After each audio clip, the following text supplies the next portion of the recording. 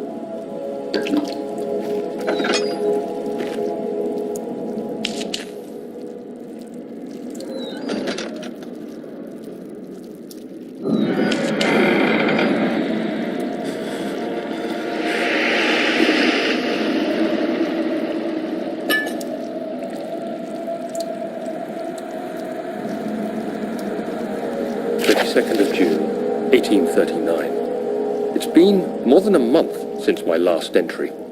After the event inside the underground chamber in Algeria, Professor Herbert insisted I return to England. He said he didn't want to risk forfeiting the entire expedition lest I took a turn for the worse. An excessive decision, in retrospect. But I'm glad it turned out that way. I found my journal this morning in the haphazard collection of things brought home from Africa.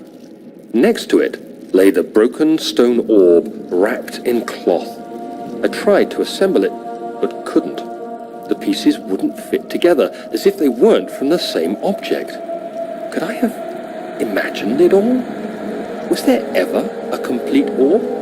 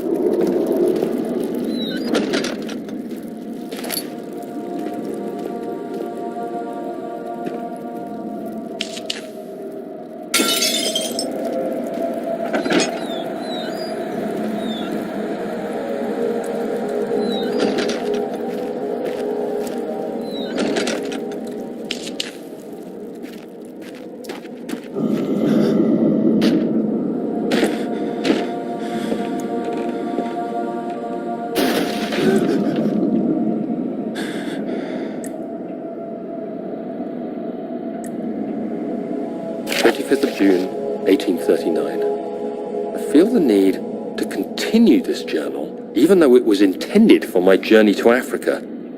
This must be something very important. I just know it. I've taken it upon myself to piece the orb back together, but it's been more difficult than one might think. The pieces are behaving strangely. They seem to change color, shape, and texture, but ever so slightly. Yesterday, I took careful measurements and notated any significant markings. Today, I confirmed my suspicions. They were changing.